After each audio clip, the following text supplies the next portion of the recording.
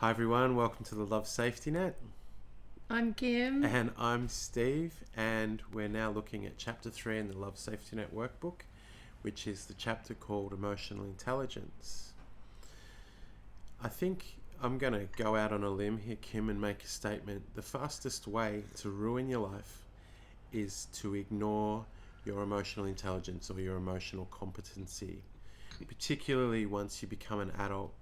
If you don't have any emotional intelligence skills at all, there is no way you will ever keep a job, keep a relationship, maintain any kind of connection with anybody.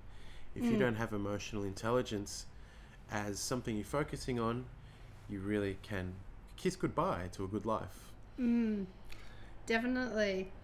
This is really more your topic, Kim, because you've really spent the years really driving down, and you've written a book called Emotional Stupidity, which is a fantastic it's on the topic of emotional intelligence, obviously, just emotional stupidity, put it into perspective for a lot of us. I started out doing that as a sort of humorous idea, but it wasn't a very humorous book. No. It was hard to find much humor to bring to the topic of emotional stupidity. Which is why it's so important. It's why it's one of the 4 pillars in the Love Safety Net workbook. It's pillar number 3, and it's so important. So we've touched on attachment, we've touched on balancing power, but now our emotional intelligence, it's more of an inward process, but it affects everybody else around us. Well, I think, maybe a place to start is, as you say, emotional stupidity or a lack of emotional intelligence is like the fastest way to destroy your life. But I think most people probably imagine that as being reactive or overly emotional, Right. which, yes, that definitely is going to have a really negative impact on your life. But it's even deeper than that, because we've got this misunderstanding that emotions are just problems.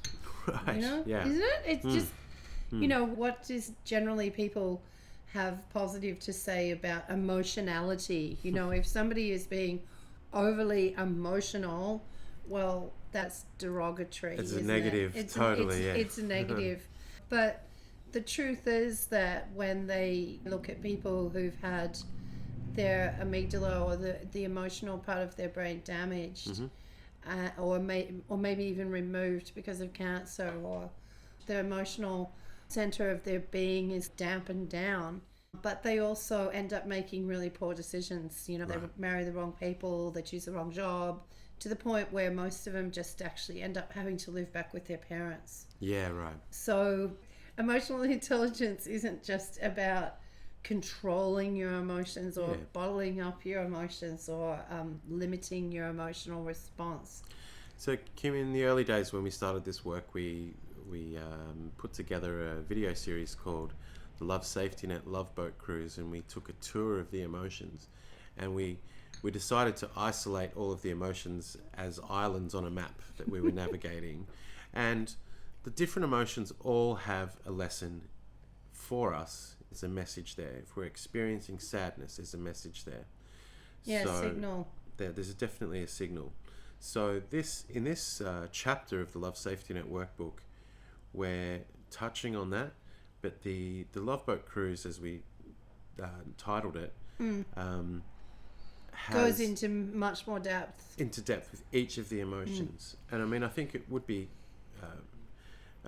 a good idea to just touch on a couple of them. Let's just say anger. Well, there's going to be so the members area now has access to that. That used to be a separate standalone program that you had to pay for, but there's about 8 movies or something. Yeah, 7 or 8. There'll be a link. It's 13 parts anyway, but there'll be a link in below. Yeah, have a look where you actually learn about each different emotion and what it means and what it's about. Anger was a very important one for me to learn when we were learning about this material, Kim, and that is that there's a lot of messages when you're angry, but one of the main messages is that we're having our boundaries crossed, and we're angry about that.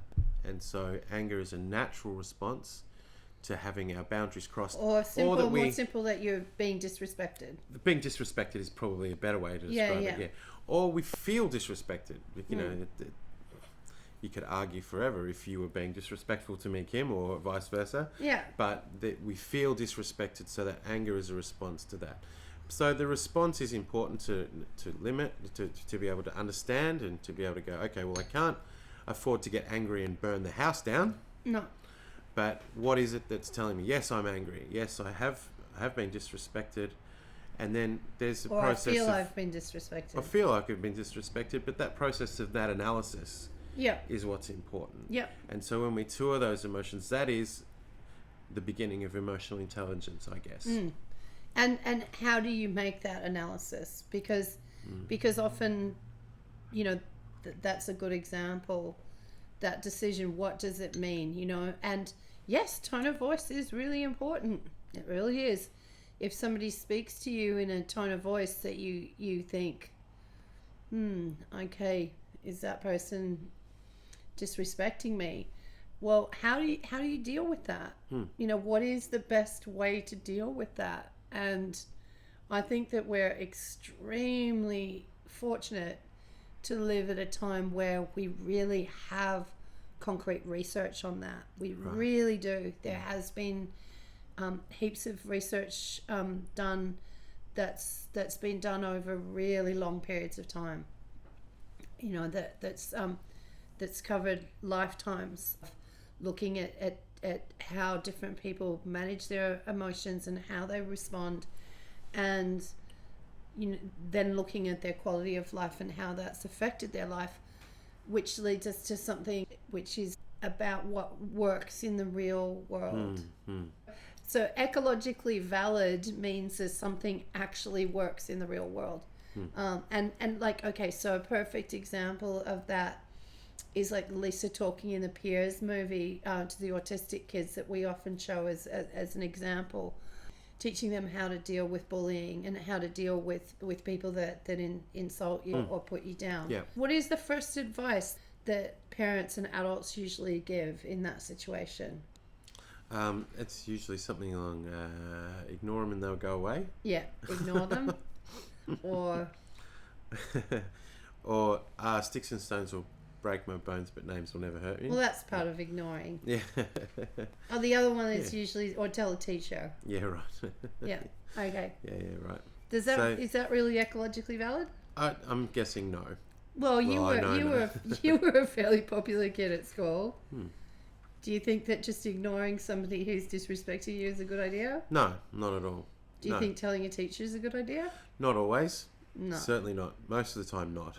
Not ecologically Having a good valid. script ready is the best defense. So being emotionally intelligent is having those scripts ready. Yeah, of what works in the real world. We get so emotional about the idea of emotions. We all are attached to our own ideas of, you know, what's the correct way of dealing with anger, for instance. You know, there's people who are really, really adamant in their views about that.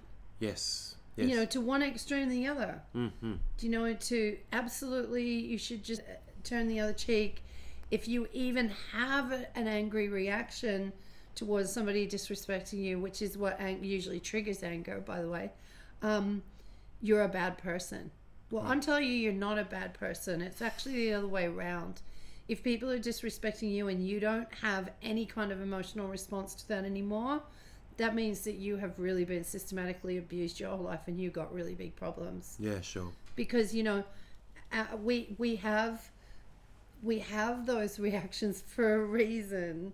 It's important because the level of respect that people pay to us, the level of trust that's been built in our relationships, the level of rapport, which, you know, is stuff that we've built on from the earlier chapters, attachment, balancing power. If all of that's in place, you're not going to have people speaking to each other disrespectfully. Yeah. If someone's speaking to you in a tone of disrespect, you know, well, that's something that you really need to be aware of. Maybe they have an agenda that you're completely unaware of, that you need to be aware of. But you need to be able to do it intelligently And this movie's not about explaining all of that, because that's what's explained in the workbook and in the exercises. But this is just so valuable that we know now, what is the best way to handle it. Because certainly lashing out and acting out on your anger and being a hothead in the heat of the moment, no. And no, it's just not, ignoring it and telling your teacher, in the example with kids. That's right. And also, I mean, that's anger. There's a range of emotions. I mean, sadness is another one where sadness overcomes us like anger does, and we can't pretend that we don't get sad, and we can't pretend that we don't get angry. So the idea that we think critically about our emotions as best we can when we are calm is one of the keys to understanding emotional intelligence. We're able to examine it before we get angry and before we get sad. If we are feeling sad, there is a message in that as well. It's around a sense of loss, or a sense of perceived loss. And so the more we're able to analyze that, think about it critically when we're not triggered, the more we're able to learn the lesson that the emotion's bringing us. All of our emotions will bring us some kind of lesson or some kind of reflection on what's happening in our lives. And they do things for us. The emotional responses that we have, oxytocin that comes to us when we're in love, or when we give birth to a child. It really helps rewire us. It helps us rewire us for a whole new life. Yeah. It can make us just really, he's in love, he's muddle-headed and forgetful, and he's all over the place and he doesn't know where he's at. Well, that's true, because oxytocin comes in and it rewires you.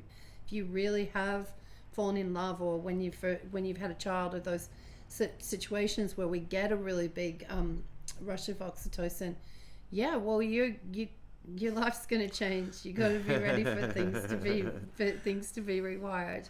Sadness, as you say, is similar. Anger has its benefits. It gives us adrenaline, so that if we're really in a situation where we have to fight for our life, or we have to flee to escape, we've got that energy. Anger is a difficult one, because in our society it isn't so often that we really have to do that, and often our anger becomes misplaced. Yeah, absolutely. Or our reaction is out of step with what we need to do to protect our relationships with each other. Yeah. And getting those two things working together, which really is just a process of learning how to self-monitor and what are the best steps for you to take to deal with it. Well, if you're able to know why you became angry, let's just say, for instance, you have then, and other people have witnessed that anger, or you've taken that anger out on other people, which is generally what happens with anger. You then have a message that you need to manage for the people around you that have witnessed that anger. And so without that understanding, we tend to blame other people. Say, well, I got angry because she said this. And I don't know why she said that to me, because I don't deserve that. And we go through these processes where we blame, and we just talked about that in the previous chapter, where we can't afford to blame people. We've got a message that has been given to us, and then we need to process that message ourselves. Well, I felt disrespected then. Well, I wonder why she disrespected me, that badly. It's like, well, okay, well, there's a reason. Well, and then there is a message that you need to carry forward, and that's part of your growth. But that's also forms part of what you need to bring to the table when there's another decision-making process to engage in. Well, it may be. It might be, or it might not be. That's right. It might be, or it might not be. Exactly. And but you need to evaluate that when, as you said, when you're calm, not in the heat of the moment. It's not easy, and anybody who pretends that dealing with our emotional center is easy is lying. Because it isn't easy, and it's particularly not easy because we haven't been educated about it. We just haven't. No. We've got three centers. We've got our mental center, we've got our physical center, and we've got our emotional center. And our physical center is really developed from a very early age. We're taught how to we crawl, and then we're taught how to walk, and we're taught how to tie our shoes, and we're taught how to throw and catch a ball, and we're taught how to get a spoon into our mouth, and all this stuff. And then it just goes on, and once you get into school, it's just like full on. And then in school, and we're taught how to read, and we're taught hopefully how to reason, how to reason and use critical thinking, if we're lucky these days. And our mental center is developed, but our emotional center is just left entirely up to luck, really, by and large. It's just luck. It's like if you had emotionally intelligent parents that modeled emotionally intelligent behavior to you, well, you're probably going to have a happy, successful life. And if you don't, you're not. And it really is that important, because they call it soft skills, because they really know now that it really is our soft skills that by and large determine our success or failure in life. The success of our relationships, our mental health, absolutely everything is influenced by this. So we just can't afford to keep leaving this up to luck. We just can't. I mean, I decided to become an expert in this because I was so lousy at it. Like, I knew that I was lousy at it. Well, in a family setting, I've gotten a little bit better. Yeah, you're much better now. And so in a family setting, obviously this is where things can get out of control. We feel like, our families are a blessing in just about every way, but in other ways, a family can be a fertile ground for bad behaviours to be allowed to continue unchecked. And in a family setting, it is even more. If you're a parent listening to this and getting into our work and becoming a member and joining the Love Safety Net community, your job while learning this is to create that environment where your children can learn emotional intelligence skills. As Kim mentioned earlier, we're not taught that in schools necessarily. We're not really taught that in a church setting. Let's be honest. We're not. That's not a. We're taught that with some soft sort of lessons, with various games and role plays that we do when we're learning, but we're not really encouraged to face it. We're not really encouraged to think about why it is that we have these emotions. Another thing that's starting to happen now in the modern world is that we're starting to have things like inclusiveness pushed on us, which is ignoring what we're feeling. So if we're feeling something, if we're feeling threatened by somebody, we're feeling threatened by a certain situation, we shouldn't rush past that feeling of being threatened or intimidated and just say, oh, well, this person's a bit different from me, but I care and love them anyway. Okay, that's a nice end goal, but there is a process before that. And that's everything about emotional intelligence. Being able to adjust your behavior is only one part of it as well. Analysing what it is that you're feeling, why you're feeling it, how long that feeling lasts for is another excellent thing to be mindful of. All of those emotions give us, because it's like a drug, like you get a really big adrenaline hit from getting angry, or you get a really big oxytocin hit or a big dopamine hit, and these are really powerful drugs.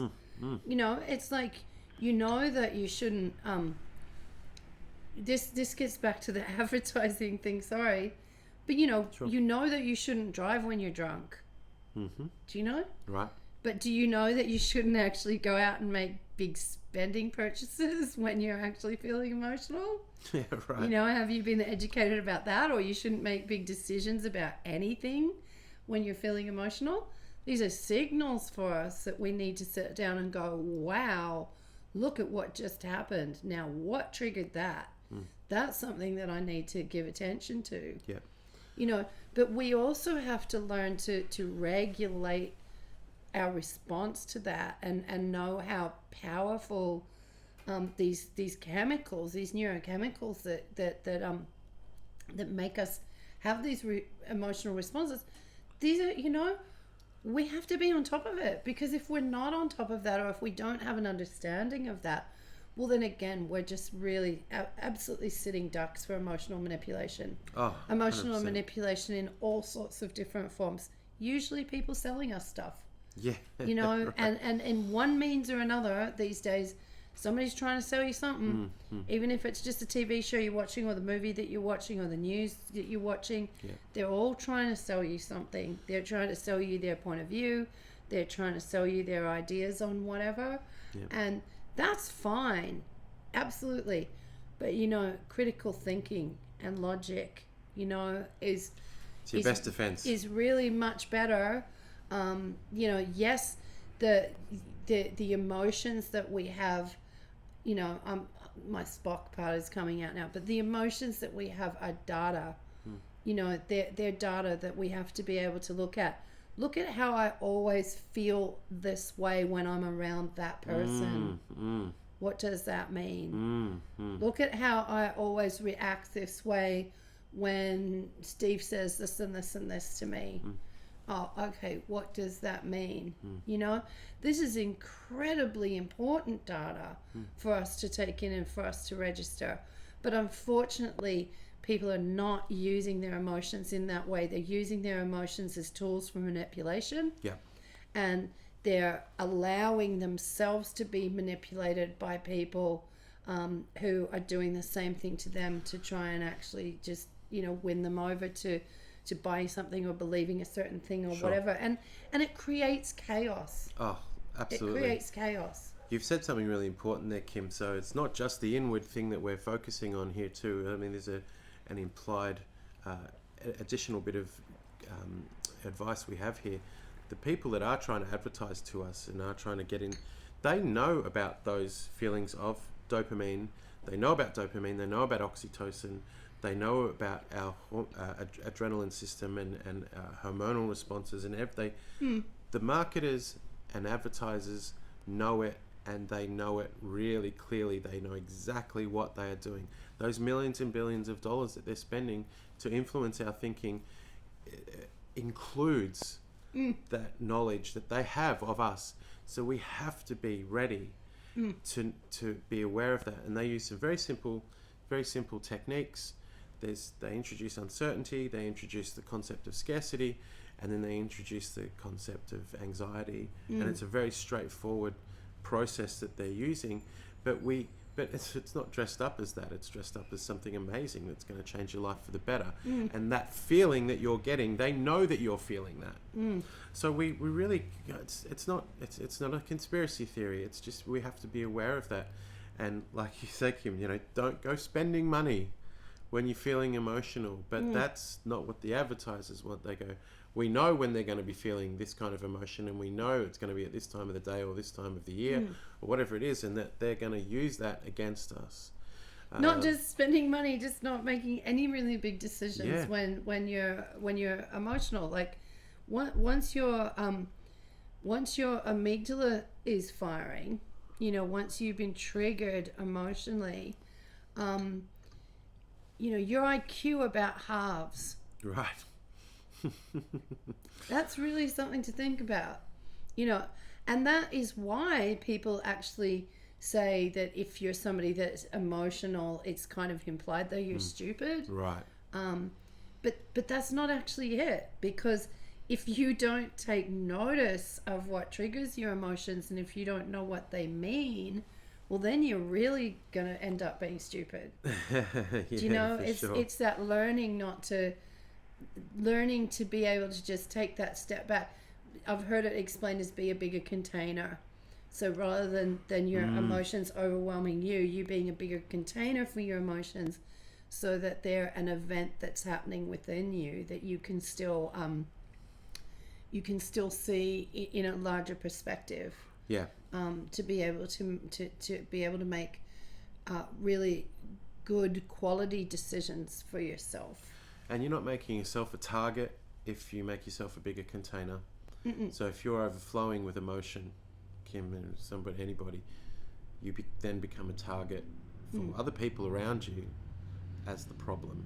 And then you've really got a difficult message to manage with everybody around you, because you've already proven that you're not capable of dealing with the emotion. So then you're really putting yourself behind the eight ball. Yeah. And everything that we've been learning and you teaching, become a target for gaslighting. Well, you become a target for all sorts of stuff. Yeah, Absolutely. yeah. For manipulation and for manipulation, all sorts of for narcissistic gaslighting, abuse. for all sorts of people to really abuse power with you. Yeah. You know, take your ability to make good decisions for yourself away from you. Yeah. You know, you think that by being emotional, you're saying, you know, the kid having the tantrum in the supermarket, yelling and screaming, you know, I want that. He thinks that's the way to show he really wants it. You know, and that you know, make everybody go, oh, well, look at how he's yelling and screaming. Well, gee, we better give it to him. It doesn't work out that way. You know, because the parent that gives in and gives their children what they want when they behave that way is just feeding a monster. Yeah. And most good parents understand that.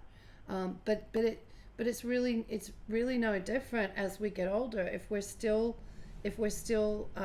just behaving in immature ways to get our needs met, by guilt tripping people, by being pushy and aggressive with people, by you know,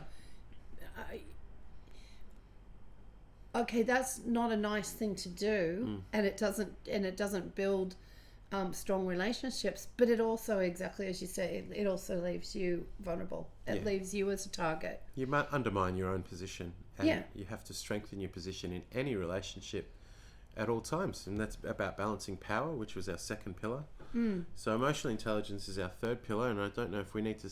Do we need to wrap this one up, Kim? Because I think it's a very difficult topic to. I don't want to wrap it up if you're not ready, Kim, but it's a very difficult topic to approach, because it's like that. If it's not in front of you, you don't. It's like if you're not hungry, food doesn't look very appealing. If you're hungry, you want to eat the food. Emotions are like that. If you're not feeling emotional about something, it's not really a problem. But when you are emotional, then it becomes a problem. Like with the kid.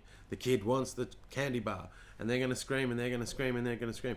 If they're not thinking about the candy bar, it's not there. So it's an ongoing process that's so crucial to our families staying together. Yeah. Wrap it up, but I just first want to just tie it back in just really quickly to the last chapter on balancing power. Great. Because these two things really just do go hand in hand. Right. And, you know, you do need to develop your emotional intelligence skills to be able to run a DMP and to be able to manage the emotions that are going to come up in that. And that's why these are 4 pillars, you know? It's like you've got to have the 4 pillars in place for the house to stand up. No, yes, it should just work that we should be able to form consensus agreements on things. But I think a lot of us have already experienced how difficult that can be, you know, to just make plans together. I mean, how long have we lived together for 10 or 15 years without making any sensible plans together? Right. Just allowing our life to happen to us. Sure. You know, and then true. having to deal with the consequences of that lack of planning. Even though I'm good at planning. Yeah. You know, and even though you're really sensible. You know, I really think this has been done to us. You know, it's been done to us by the advertising world.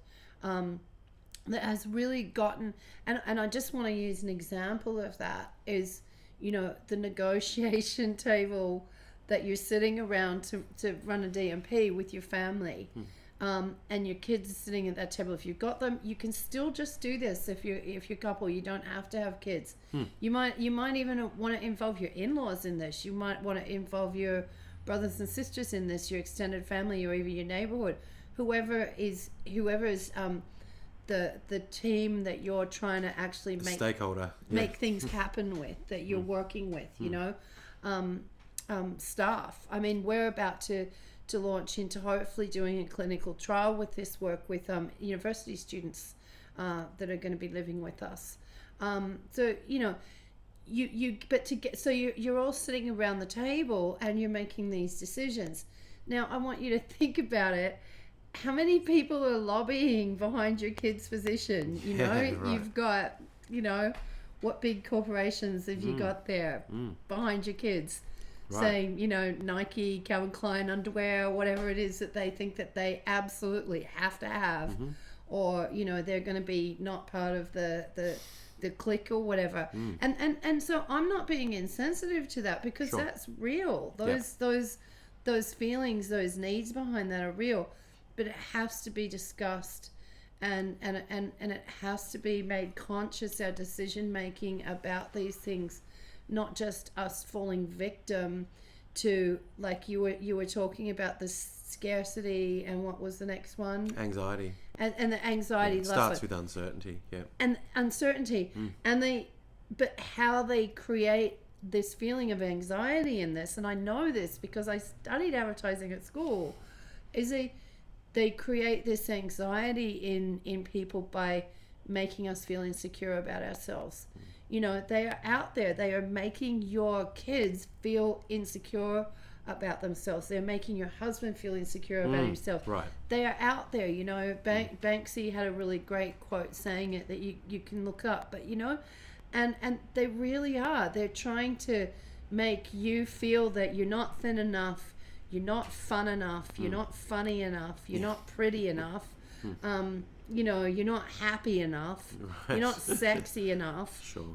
You know, they're making you feel all of these things so that then you think, oh, you know, well I really need that thing. I really need that thing, because, you know, then I'll be adequate. But it's never enough. It's never ever going to be enough. Yeah. You know, and when you do start sitting your family down around the table to do these kind of negotiations, you have to be ready for the fact that, yes, there's going to be a lot of emotion come out. There's going to be a lot in the beginning of people just feeling, no, if I let that other person talk about what he needs or she needs, well, then I might not get what I need. Oh, I can't just listen to them and let them talk. Oh, no. I have to fight because there's scarcity, because there's not enough. Yeah, right. Because there's not enough, and there isn't enough time, and I'm not going to get time to talk, and and I'm not exaggerating, am I? No. And in the first couple of DMPs you run, it's going to be like, whoa. That'll come up. That'll come Whoa. up. That sense of there's not enough time. The scarcity is it's really driven into our psyche, etched into our psyche. Yeah. That scarcity is the problem, and that's why we have to take drastic action. And that's why we have to be true good all the leaders time. and protect the space. Yeah. So, no, everybody is going to get enough time. Your emotional intelligence is the key to you becoming a great participant in DMP. Yeah. And somebody that can lead the way with that, because as we've just described, And model that to your children, and model that to your partner and your family. 100%. Without that, you really... So Kim was right to say, okay, so we've got 3 out of the 4 pillars now at the end of this video. There's another one to come. We have to be able to integrate all of these at once and build it up like a solid house. We can't just rely on one pillar to be great and allow the others to wane in the background. So our next video is about the next pillar. So we look forward to joining you then, and we'll see you on the other side. Bye.